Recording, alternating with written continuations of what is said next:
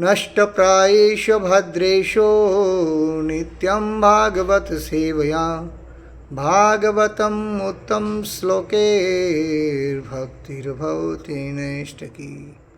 ग्रंथराज श्रीमद्भागवतम महापुराण की जय। शील प्रभुपाद गुरुदेव की जय। श्री नवरात्रि महोत्सव की जय। गौर प्रेमानंदे हरि हरि बोल। हरे कृष्णा। आप सभी भक्तों को योग माया भगवती दुर्गा के पावन पवित्र तीर्थ उत्सव नवरात्रि की हार्दिक बधाई और शुभकामनाएं। तो नवरात्रि में एक नए जीवन के साथ में एक बार पुनः आप सभी भक्तों का दर्शन हो रहा है, बहुत ही अच्छा लग रहा है। तो कुछ दिन पहले जो एक्सीडेंट हुआ तो उसके कारण आपके सामने उपस्थित नहीं हो गया, तो क्षमा कीजिए। मगर अब एक बार पुनः नए जीवन के साथ में आपके साथ उपस्थित हैं। तो नवरात्रि का उत्सव आज से शारदीय नवरात्रि प्रारंभ हो चुकी हैं। तो आज हम माँ भगवती दुर्गा का गुणगान करने के लिए उपस्थित हुए हैं।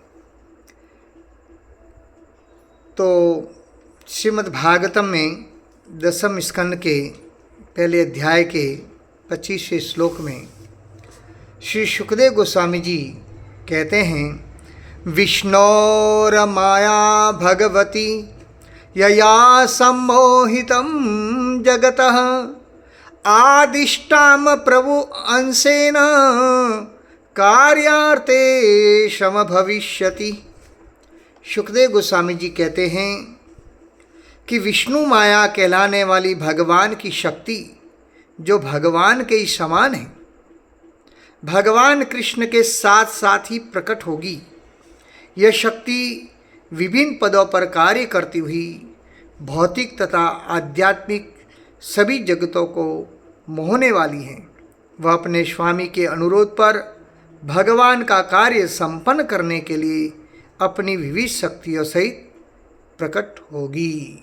तो मया अध्यक्षेण प्रकृति स चराचरम। तो भगवान कृष्ण की ये माया शक्ति, भगवान की अनेक शक्तियाँ हैं। उन अनेक शक्तियों में 3 प्रमुख शक्तियाँ हैं, अंतरंगा शक्ति, बहिरंगा शक्ति और तटस्था शक्ति। तो अंतरंगा शक्ति गोलोक धाम में भगवान की सेवा करती हैं और बहिरंगा शक्ति इस भौतिक जगत की देखभाल करती है दुर्गा देवी के रूप में। तो भगवान कृष्ण जब भी इस धराधरती पर प्रकट होते हैं तो उस समय सबसे पहला अपने आने की सूचना योग माया भगवती दुर्गा को देते हैं। जैसे हम लोग अगर किसी के घर पे जाएं तो घर पे जाने के लिए हम पहले सामने वाले को आजकल तो मोबाइल आ गया है तो तुरंत फ़ोन करके कहते हैं, हाँ जी मैं आपके घर पर आने वाला हूँ। मगर पहले ऐसी कोई सूचना नहीं होती थी, तो अतिथि देवो भव कहा जाता था। तो भगवान कृष्ण अपनी बहिरंगा शक्ति दुर्गा देवी को इस भौतिक जगत की अधिष्ठात्री देवी बनाए हैं। तो भगवान जब प्रकट होते हैं इस धराधरती में तो सबसे पहले अपनी आदि शक्ति दुर्गा देवी को सूचित करते हैं। और जैसे ही भगवान दुर्गा देवी को बुलाते हैं तो गोलोक धाम में योग माया भगवती प्रकट होती हैं। भगवान कृष्ण के चरणों में अष्टभुजाधारी दुर्गा देवी प्रकट होकर के भगवान कृष्ण के चरणों में प्रार्थना करके कहती हैं कि हे प्रभु, क्या आदेश है मेरे लिए, कैसे याद किया आपने। तो उस समय भगवान कृष्ण कहते हैं कि दुर्गे, हे अम्बा, हे भगवती, मैं तुमको इसलिए याद किया हूँ क्योंकि अब वो समय आ गया है जब अब मैं तुम्हारे धाम में भूलोक में भौतिक जगत में प्रकट होने वाला हूँ और मेरे साथ में मेरे सारे अंश, मेरे कला अवतार और यहाँ तक कि मेरे साथ में तुम स्वयं भी प्रकट होगी। इसलिए अब मेरे आदेश को सुनो कि माता देवकी के गर्भ में मेरा ही पूर्ण अंश अनंत शेष के रूप में बलराम जी के रूप में प्रकट हुए हैं।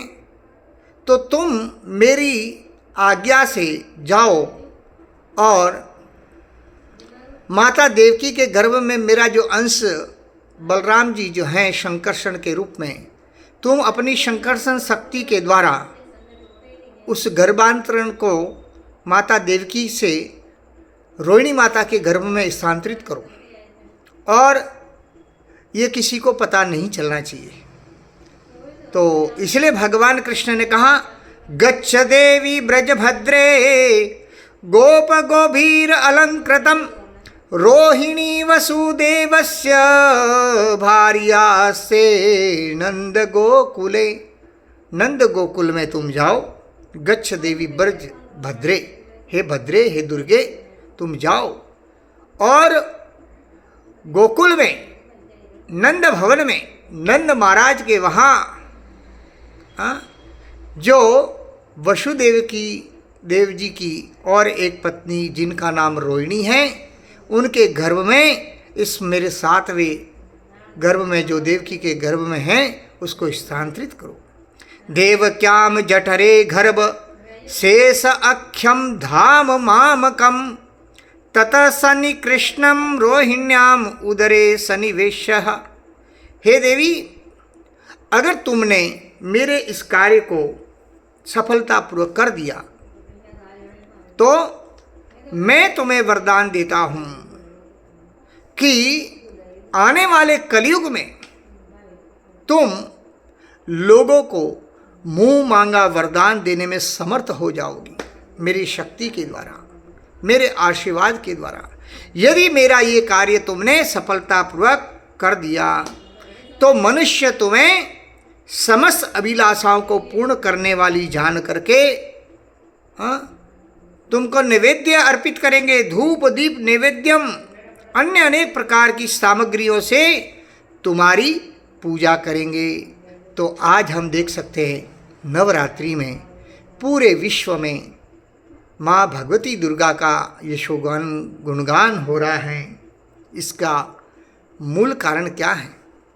अर्चयन्ति मनुष्या स्वाहम सर्वकामेश्वरी ईश्वरहम धूप उपहार लब्धिम सर्व काम प्रदाहम। तो आज भगवान कृष्ण के उसी आशीर्वाद के कारण भगवती माँ दुर्गा की इतनी यश कीर्ति, लोग उनकी आराधना उपासना करते हैं, क्योंकि सर्व कामे ईश्वर ही ये सभी कामनाओं को पूर्ण करने वाली हैं। अगर कोई प्रेम से धूप उपहार लब्धि सर्व काम वर प्रदम, केवल धूप दीप बत्ती अर्पित करने मात्र से, थोड़ा सा फल अर्पित करने मात्र से सर्व काम वर प्रदम, सभी प्रकार के इच्छाओं को पूर्ण करने वाला, ये प्रदान करने वाली माँ भगवती दुर्गा हैं। तो भगवान कृष्ण के उसी आशीर्वाद के कारण ये आज माता पृथ्वी पर सर्वत्र अनेक प्रकार के अलग अलग नामों से पूजी जाओगी। ऐसे भगवान कृष्ण ने कहा कि मेरे कार्य को अगर तुमने सफलतापूर्वक कर दिया तो पृथ्वी में लोग तुम्हारे लिए बहुत सारे स्थान बनाएंगे, बहुत सारे अद्भुत अद्भुत मंदिर बनाएंगे। नामधेयानि कुर्वन्ति स्थानी न च नराम भुवि दुर्गेति भद्रकाली विजया वैष्णवी च। तो भगवान कृष्ण ने कहा कि आने वाले कलयुग में लोग तुम्हारी पृथ्वी पर अनेक अनेक प्रकार के अलग अलग नामों से तुम्हारे भव्य मंदिर बनाएंगे और तुम दुर्गेति भद्रकाली विजया वैष्णवी जयंती मंगला काली भद्रकाली कपालिनी दुर्गा क्षमा शिवा धात्री स्वाहा स्वधा, इस प्रकार से अनेक अनेक प्रकार से तुम पूजी जाओगी। तो भगवान कृष्ण ने जब मया अध्यक्षेण प्रकृति से चराचरम, तो भगवान कृष्ण ने जैसे आदेश दिया तो उसी समय योग माया भगवती ने क्या कहा, सन्निदेष्टम भगवताम तते यो मितिम तदवचम प्रतिग्रहं परिक्रमं गागता ततक तथा करेतु। तो योग माया भगवती दुर्गा ने भगवान कृष्ण के वचनों को सुन करके, जो आज्ञा कह करके, भगवान कृष्ण की आज्ञा को योग माया भगवती दुर्गा ने अपने शिरोधार्य किया और भगवान कृष्ण की परिक्रमा करके पृथ्वी लोक पर आ गई। इति प्रभास्य तम देवी माया भगवती भुवि बहुनामानि केशु बहुनाम बहुनामां बभूवः। और इसी कारण से सुखदेव गोस्वामी जी श्रीमद् भागवतम 10वें स्कंद के 4 अध्याय में 13वें श्लोक में कहते हैं कि इसी कारण से भगवती योग माया दुर्गा पृथ्वी के अनेक स्थानों में विभिन्न नामों से प्रसिद्ध हुई। हाँ, इसलिए कोई जयंती, मंगला काली, भद्रकाली, कपालिनी, दुर्गा, क्षमा, शिवा, धात्री, ऐसे अनेक अनेक नामों से। हाँ, दक्षिण भारत में आप जाओगे तो कन्याकुमारी नाम से, वेस्ट बंगाल की तरफ जाओगे तो भद्रकाली के नाम से, जम्मू कश्मीर की तरफ जाओगे तो वैष्णो देवी के रूप में, तो नॉर्थ इंडिया में आप जाओगे तो जगदम्बा भवानी दुर्गा के नाम से पूजी जाती हैं। तो इस प्रकार से ये भगवान कृष्ण का उपासना करने से एक भक्त की कितनी यश कीर्ति बढ़ती है। तो ये भगवान कृष्ण की सेवा करने का फल योग माया भगवती दुर्गा को मिला, जो युग युगांतर से चल रहा है। तो अब हम नवरात्रि आज से प्रारंभ हुई है। कई भक्तों के मन में प्रश्न उठता है कि किस प्रकार से हमें योग माया भगवती दुर्गा की उपासना करनी चाहिए कि जिससे हमें माँ भगवती की कृपा प्राप्त हो जाए। वैसे हम देखा जाए तो आज नवरात्रि से घर घर में घट स्थापना, कलश की स्थापना करके, अखंड ज्योति की स्थापना करके, लोग हर घर में शायद ही कोई ऐसा घर होगा जहाँ माँ भगवती दुर्गा की उपासना आज 9 दिन तक नहीं होती हो। तो हर घर में 9 दिन के कई लोग उपवास करते हैं। हाँ, अनेक प्रकार की कामनाएं लेकर के योग माया भगवती दुर्गा को पूछते हैं। मगर कई भक्तों के मन में प्रश्न उठता है कि हम दुर्गा देवी की उपासना कैसे करें। तो इसलिए श्रीमद् भागवतम में बहुत ही सुंदर सुखदेव गोस्वामी जी ने 10वें स्कंद के 22वें अध्याय में पहले श्लोक में गोपियों के द्वारा दुर्गा देवी की उपासना की गई है। तो ब्रज की गोपियाँ भगवान कृष्ण की प्रिय गोपियाँ, परम भक्त, तो उन्होंने दुर्गा देवी की उपासना की। कब की? हेमंत ऋतु में, मार्गशीर्ष महीना जो अभी आने वाला है, तो मार्गशीर्ष महीने में ये कुमारियाँ जो ब्रज की गोपियाँ हैं, इन्होंने दुर्गा देवी की उपासना की। तो उनसे हमें सीखना चाहिए कि किस प्रकार से हमें दुर्गा देवी की उपासना करनी चाहिए और उनसे क्या मांगना चाहिए, है ना। तो आइए आज हम भागवतम से दुर्गा देवी की उपासना कैसे करें और उनसे क्या मांगना चाहिए, अब हम सीखते हैं। हेमंते प्रथम मासे नंद ब्रज कुमारिका चेरु हविष्यम भुजानाम कात्यायन अर्चनम व्रतम। तो जैसे हेमंत ऋतु का प्रथम महीना, 4 प्रकार की ऋतु है ना, हाँ, तो सर्दी, गर्मी, वर्षा, हाँ, और ये हेमंत ऋतु। तो इसमें हेमंत ऋतु का ये प्रथम मास जब प्रारंभ हुआ है, जो मार्गशीर्ष महीने से जाना जाता है, तो उसमें नंद बाबा के ब्रज की जो कुमारिकाएँ, जो गोपियाँ हैं, उन्होंने प्रातःकाल ब्रह्म मुहूर्त में उठती, सूर्य उदय होने से 1.5 घंटा पहले। तो सूर्य उदय होने से 1.5 घंटा पहले उठ करके ये यमुना जी में स्नान करने के लिए जाती हैं।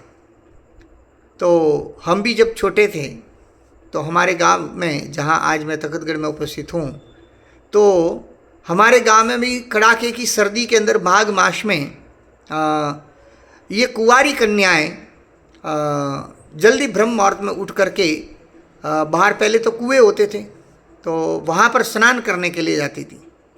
तो मैं छोटा था, कम से कम 4-5 साल का, तो मैं भी उनके साथ में उठ करके स्नान के लिए जाता था। तो उस समय बढ़िया सुंदर से गीत गाते हुए कन्या जाती थी।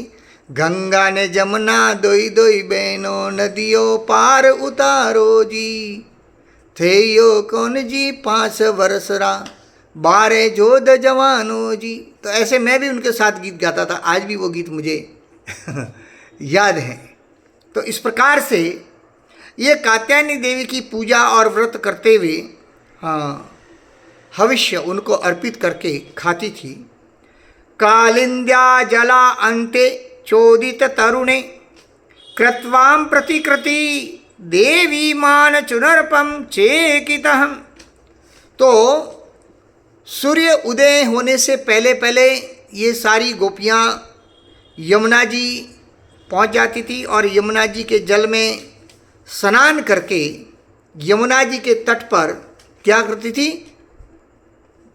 बालू की मिट्टी की दुर्गा देवी की मूर्ति बनाते और यमुना तट पर बालू की मूर्ति बना करके दुर्गा देवी को नाना प्रकार के सुगंधित पुष्प, चंदन, फूलों के हार, भांति भांति प्रकार के नैवेद्य अर्पित करते, धूप दीप अर्पित किया जाता और अनेक अनेक प्रकार की छोटी बड़ी भेंट की सामग्री जैसे फल, चावल आदि से पूजा करती और पूजा करके उनको प्रार्थना करती।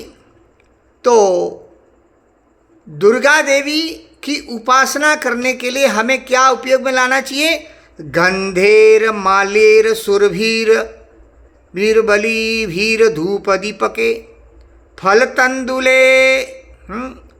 तो इस प्रकार से गंध, माल्या, फूल, सुगंधी, चंदन, पुष्प और नैवेद्य अर्पित करके अब दुर्गा देवी के चरणों में प्रार्थना कैसे करनी चाहिए, क्या प्रार्थना करनी चाहिए, तो ये ब्रज की गोपियों से हमको सीखना चाहिए।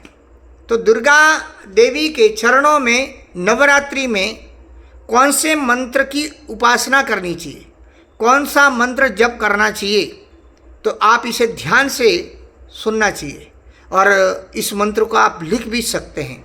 जो गोपियों ने जिस मंत्र से दुर्गा देवी की उपासना की वो मंत्र आज आपको बताने जा रहे हैं, जो सुखदेव गोस्वामी जी ने 10वें स्कंद में 22वें अध्याय में 4था श्लोक है, जो गोपियों के द्वारा भगवान कृष्ण की स्तुति का सबसे उत्तम श्लोक है। तो ये हमें इस मंत्र को लिखना चाहिए 10-22-4 भागवतम। तो इसको, इस मंत्र का जप करोगे तो बहुत बड़ी कृपा होगी। कात्यायनी महामाये महायोगिन अधीश्वरी नंद गोपसुतम देवी पति में कुरुते नमः इति मंत्र जपयंत साम पूजा चक्र कुमारिका। तो इस प्रकार से इस मंत्र के जप के द्वारा ये ब्रज की गोपियाँ दुर्गा देवी की, भगवती माँ अम्बा की पूजा अर्चना करती हैं और कहती हैं कि हे कात्यायनी महामाये, हे माँ योगिनी, हे सबकी एकमात्र स्वामिनी, आप नंद नंदन श्री कृष्ण को हमारा पति बना दीजिए। हाँ, तो ये प्रार्थना ब्रज की गोपियाँ करती हैं। क्या प्रार्थना करती हैं कि हे कात्यायनी महामाये, हे महायोगिनी, हे सबकी एकमात्र स्वामिनी, आप नंद नंदन श्री कृष्ण को हमारा पति बना दीजिए। तो ये प्रार्थना इस कात्यायनी व्रत में गोपियों ने की। तो आप लोग भी इस मंत्र के साथ 1 महीना ब्रज की गोपियों ने जिस प्रकार से उपासना की थी, जिस संकल्प के साथ भद्रकाली की उपासना की थी, भगवान कृष्ण को पति के रूप में प्राप्त करने के लिए, तो आप भगवान कृष्ण को अपना स्वामी मान करके, अपना मित्र मान करके, अपना पुत्र मान करके, अपना प्रेमी पति मान करके, जो जिस भाव में भगवान से प्रेम करता है उसी भाव में योग माया भगवती दुर्गा को आप इस मंत्र का जप करके भगवान कृष्ण के प्रेम को प्राप्त कर सकते हैं। तो ये सबसे उच्च कोटि का फल प्रदान करने वाला मंत्र है, साक्षात जगत के स्वामी को प्रदान करने वाला मंत्र। योग माया भगवती दुर्गा की जितने भी लोग उपासना करते हैं, तो दुर्गा देवी जब प्रसन्न होती है, कोई निस्वार्थ भाव से, निष्कपट भाव से, निष्काम भाव से अगर दुर्गा देवी की उपासना करता है तो उसका फल की प्राप्ति क्या होती है? दुर्गा देवी उसको प्रसन्न होकर के क्या देती है? कृष्ण भक्ति, कृष्ण प्रेम प्रदान करती है। आप कहेंगे कि ऐसा कैसे? इसका प्रत्यक्ष प्रमाण मैं हूँ। मैंने बचपन से ही योग माया भगवती दुर्गा की उपासना की है। घंटों घंटों दुर्गा चालीसा, दुर्गा कवचम, तो घंटों घंटों में पाठ करता था। और परिणाम क्या हुआ? योग माया भगवती दुर्गा हमारी कुल देवी मांगी में खंडेरी माता के वहाँ पर हर महीने जाता था। जब भी जाता तो अकेला नहीं जाता था, गाड़ियाँ भर भर के सारे घर परिवार के लोगों को सबको ले करके जाता था। और परिणाम क्या हुआ? योग माँ भगवती दुर्गा प्रसन्न हुई और मुझे कृष्ण भक्ति की प्राप्ति हुई। तो जो दुर्गा देवी की उपासना करता है, जब दुर्गा देवी प्रसन्न होती है तो निश्चित रूप से हमें कृष्ण प्रेम की प्राप्ति होती है। भद्रकाली चमान चतुर्भुजम नंद सुतम पति, नंद नंदन श्याम सुंदर ही हमारे पति हो, ऐसा वरदान हे भगवती दुर्गा हमें प्रदान कीजिए। तो इस प्रकार से जो कोई भी योग माया भगवती दुर्गा को ऐसे उपासना करके प्रार्थना करता है कृष्ण को प्राप्त करने के लिए, तो तुरंत ही भगवान कृष्ण प्रसन्न होते हैं। और भगवान क्या कहते हैं? न मया वेशितां ध्येयां काम कामाय कल्पिता, भर्जितां क्वाथितां धानः प्रायो बीजाय नेष्यते। भगवान कृष्ण कहते हैं कि जिस व्यक्ति की संसार के भोग की कामनाएं समाप्त हो गई हैं, जिन्होंने अपने मन को, अपने प्राणों को मुझे अर्पित कर दिया है, उनकी सभी कामनाएं, जो संसार को भोगने की कामनाएं थी, जो संसार के तरफ ले जाने वाली कामनाएं थी, अब क्या हुआ?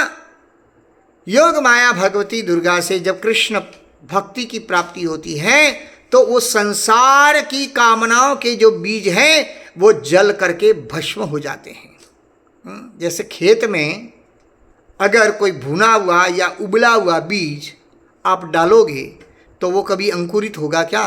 वो उगेगा क्या? वो कभी भी अंकुरित नहीं होगा।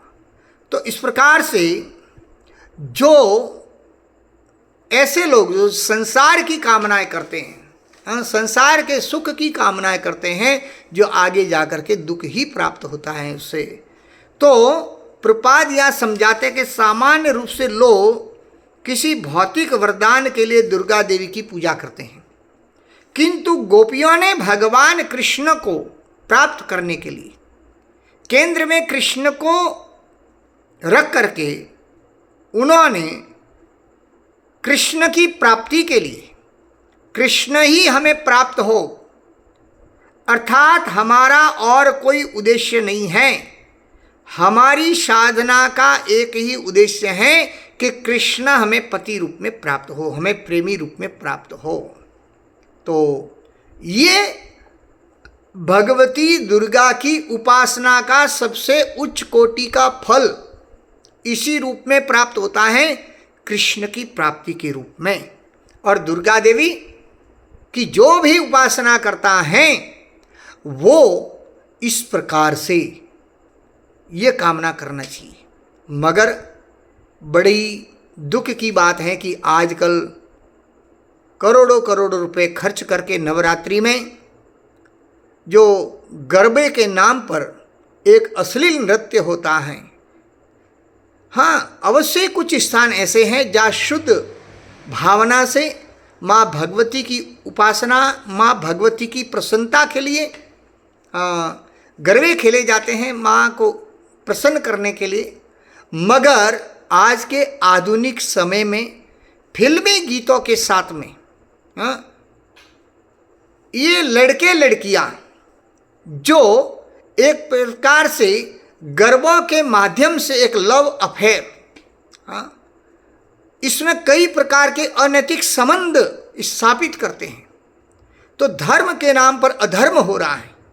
इसको रोकना बहुत ही जरूरी है, क्योंकि धर्म हमारा संस्कृति का गलत फायदा लेकर के अगर कोई इसका दुरुपयोग करता है तो वो सबसे बड़ा अपराध है और इस अपराध से हमें बचना चाहिए। तो आप सभी से निवेदन है कि जहाँ भी गरबे आप खेलने के लिए जाओ, फिल्मी गानों पर कभी गरबे न खेलें, माँ भगवती दुर्गा की प्रसन्नता के लिए खेलें और किसी प्रकार से किसी स्त्री या पुरुष को रिझाने के लिए नहीं, माँ भगवती को प्रसन्न करने के लिए गरबे खेलें। ये ध्यान रखना बहुत ही अत्यंत आवश्यक है, वरना इसका बड़ा ही दुष्परिणाम होता है। आजकल के युवा युवक युवतियाँ इस मोह माया के जाल में आकर्षित होकर के उनका ध्यान गरबे में न हो करके उन लड़कियों की तरफ होता है, और वो नज़र से नज़र मिला करके किसी भी प्रकार से इन 9 दिन में उन बच्चियों को अपने वश में करने का प्रयास करते हैं। तो ये सावधानी की बात है। ये माता पिताओं का भी कर्तव्य है कि अपने बच्चों को घर से जब जाएं तो अकेले कभी जाने न दें। माता पिता परिवार के साथ में बच्चियों को भेजें, बच्चों को भी अपने माता पिताओं के साथ में जाना चाहिए, ताकि किसी भी प्रकार की हरकत करें तो माता पिता परिवार वाले उस पर ध्यान दृष्टि रखें। तो ये बहुत जरूरी है। अब भगवती माँ दुर्गा को और कैसे प्रसन्न करें, तो आप देख सकते हैं रुक्मणी जी भगवान कृष्ण से प्रेम करती थी और उनका भाई रुक्मणी जी का विवाह जरासंध के पुत्र शिशुपाल से करना चाहता था, जबकि रुक्मणी जी ने अपना तन मन हृदय भगवान कृष्ण की मधुर मधुर कथाएं सुनती थी। जब द्वारका से ब्राह्मण भक्त वैष्णव जब आते थे, कौंडिन्यपुर महाराष्ट्र में रुक्मणी जी का जन्म हुआ, तो वहाँ पर जब इन ब्राह्मणों के मुख से, वैष्णवों के मुख से बचपन से ही रुक्मणी जी भगवान कृष्ण का यशोगान सुनती रहती थी, तो सुनते सुनते उनके हृदय में कृष्ण के प्रति प्रेम हो गया। और उस प्रेम के कारण जब ये शिशुपाल के साथ विवाह नक्की हुआ तो रुक्मणी जी बड़ी दुखी हो गई और उन्होंने अपना संदेश भगवान कृष्ण द्वारकाधीश तक पहुंचाया। और उस समय उस संदेश को पहुंचाने के बाद जब रुक्मणी का विवाह होने की तैयारियां चल रही थी, तो कुल परंपरा है कि विवाह से पूर्व कन्या को कुल देवी के मंदिर में ले जाया जाता है, वहाँ कुल देवी की उपासना होती है। तो रुक्मणी जी भी वहाँ पर अपनी माँ भगवती दुर्गा की आराधना उपासना करने के लिए सज धज करके जब गई, तो भगवान कृष्ण को ये संदेश भेजा था कि मैं माँ भगवती दुर्गा के मंदिर में आऊँगी। तो जब रुक्मणी जी दुर्गा देवी के मंदिर में पहुंची तो दुर्गा देवी से क्या स्तुति करती है। देखो 9 दिन में हमें कैसे दुर्गा देवी की उपासना करनी चाहिए, कैसे स्तुति करनी चाहिए। ये भागवत में बहुत सुंदर प्रार्थनाएं आई हुई हैं जो गोपियों के द्वारा की हुई है, जो रुक्मिणी जी के द्वारा की गई है दुर्गा देवी की उपासना की विधि। तो हमें आइए रुक्मिणी जी ने किस प्रकार से भगवानी की स्तुति की है। आसाद्यम देवी सदनम धोत पाद कराम्बुजा उपस्पृश्य शुचि शांता प्रविशोस अंबिकांतिकम तावे प्रवयशो बालः विदाज्ञा विप्रयोषितः भवानीं वंदया चक्रूर भवपत्नी भवानी तापः। तो जैसे ही रुक्मिणी जी भवानी दुर्गा के मंदिर में पहुंची हैं, रुक्मिणी जी ने कमल सदृश सुकोमल हाथ पैर धोए, आचमन किया। देखिए कैसे दुर्गा देवी की उपासना करनी चाहिए, ये रुक्मिणी जी से सीखना चाहिए।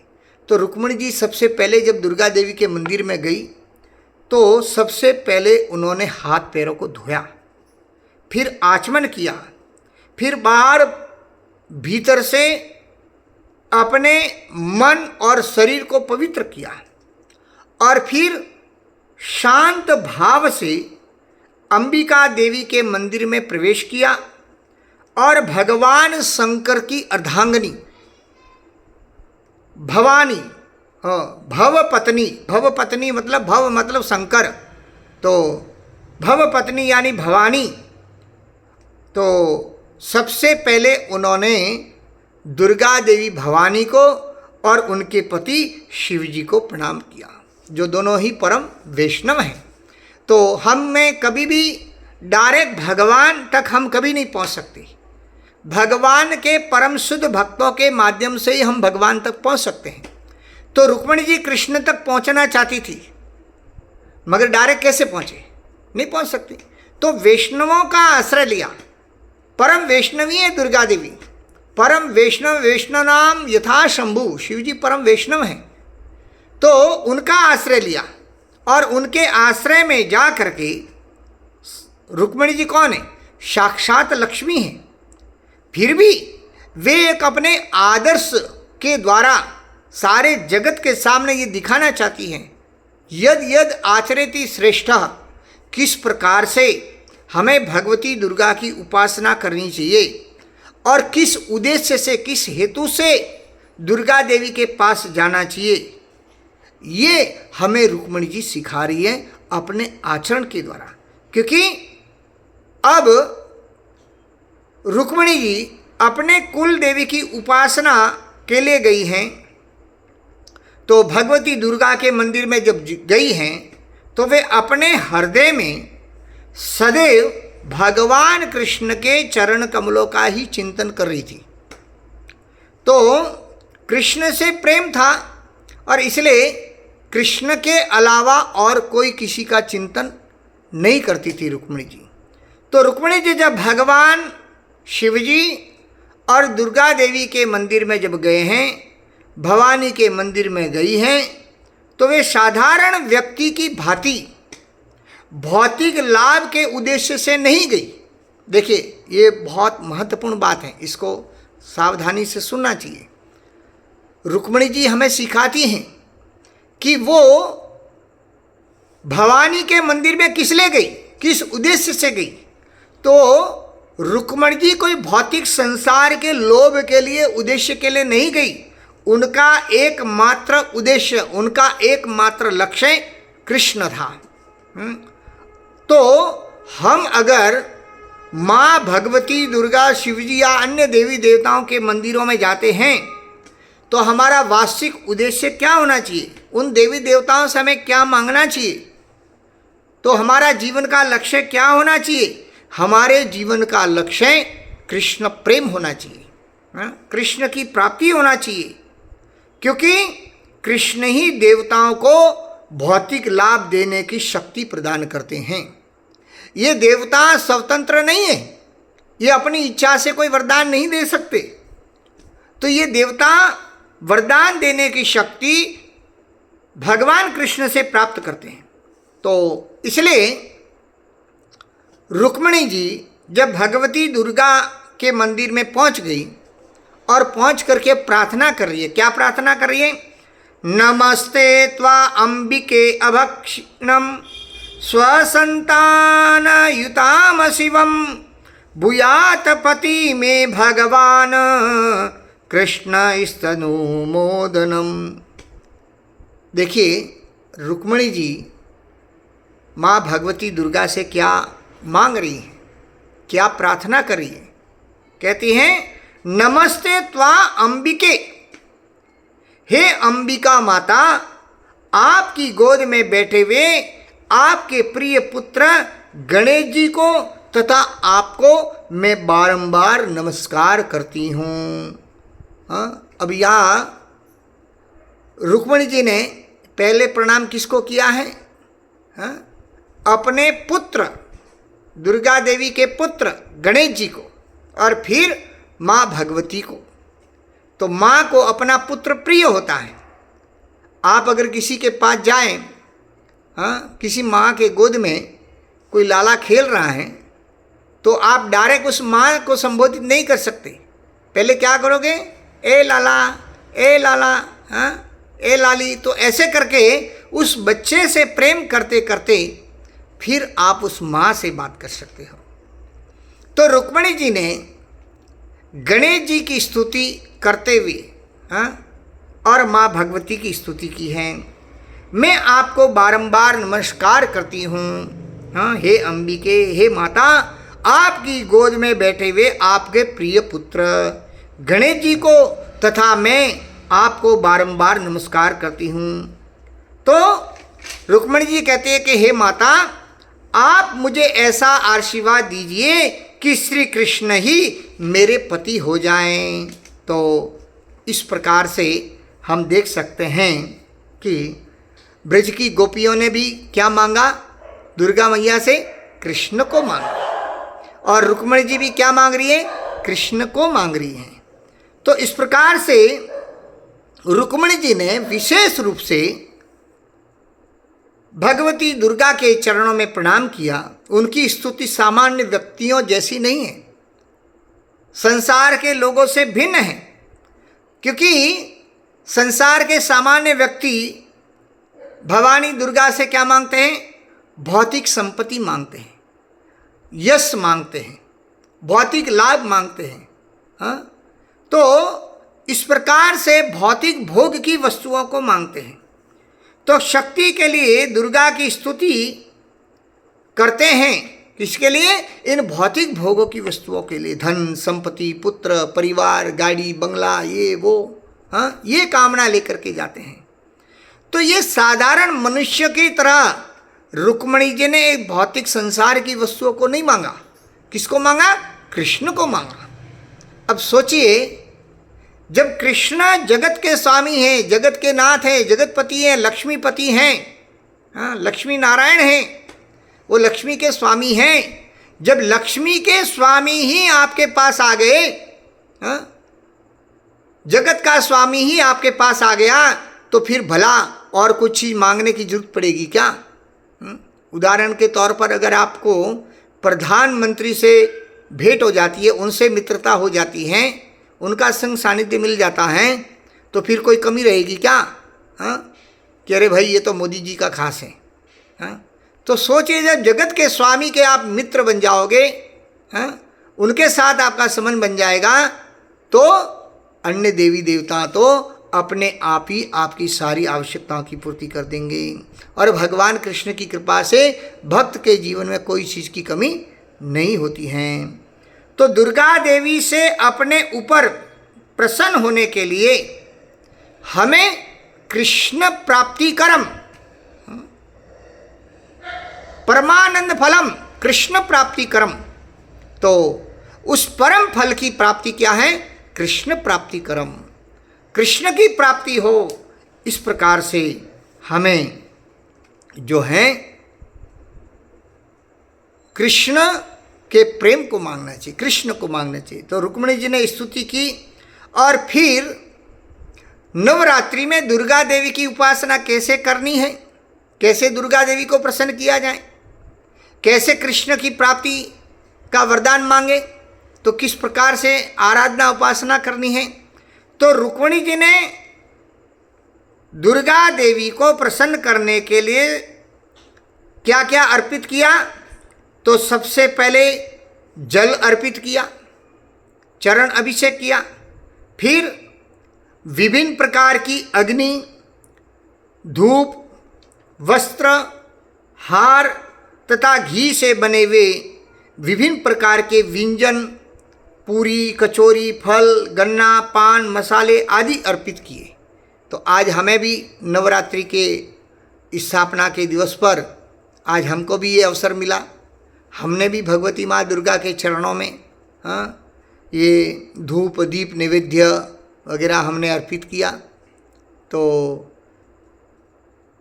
अब आज शाम में हमको ये दुर्गा देवी की स्तुति गोपियों के द्वारा, रुक्मिणी जी के द्वारा उनकी प्रार्थनाओं को गाने का, माँ भगवती की कृपा प्राप्त करने का ये अवसर प्राप्त हो रहा है। और हम, हमारे जितने भी श्रोता हैं, जो भी ऑनलाइन में देख रहे हैं, सुन रहे हैं, आप सब के लिए भी हम माँ भवानी के चरणों में ये प्रार्थना करते हैं कि माँ भगवती दुर्गा आप पर प्रसन्न हो और आपको कृष्ण प्रेम प्रदान हो। तो इसलिए रुक्मिणी जी ने अत्यधिक भक्तिपूर्वक सारी वस्तुओं को श्री मूर्ति भवानी दुर्गा के चरणों में अर्पित की। अबीर गंध अक्षत धूपेर वास स्त्रिय माल्य भूषणे नानो उपहार बलि भी प्रदीप कलाम भी पृथक लवणा तांबूल कंठ सूत्र फले क्षुभि। तो इस प्रकार से अनेक अनेक प्रकार के फलों को, जल को, धूप, दीप को अर्पित किया। और इस प्रकार से भगवती दुर्गा को प्रसन्न करके रुक्मिणी जी ने जब प्रार्थना की तो तभी भगवान कृष्ण द्वारका से रथ पर सवार होकर के उस माँ भगवती दुर्गा के मंदिर में पहुंच गए। और वहाँ पर भगवान कृष्ण ने रुक्मिणी जी की इच्छा को पूर्ण करने के लिए रुक्मिणी जी को स्वीकार किया। बोलो योग माया भगवती दुर्गा की जय। नवरात्रि महोत्सव की जय। श्रील प्रभुपाद गुरुदेव की जय। गौर प्रेमानंदे हरि हरि बोल। तो बहुत बहुत धन्यवाद। तो आप इस नवरात्रि में इस कथा को अधिक से अधिक लोगों तक शेयर कीजिए ताकि लोगों को वास्तव में पता चले कि हमें भवानी दुर्गा की कैसे उपासना करनी चाहिए, तो उनसे क्या मांगना चाहिए, कैसे उनको प्रसन्न करके हम वरदान को प्राप्त कर सकते हैं। ये सारी विधि आप गोपियों से, माता रुक्मिणी जी के द्वारा, भागवत की विधि के द्वारा हम परंपरा से सुनेंगे, समझेंगे तो निश्चित रूप से माँ भगवती अपनी कृपा करेगी। जय जय श्री राधे श्याम। हरे कृष्ण।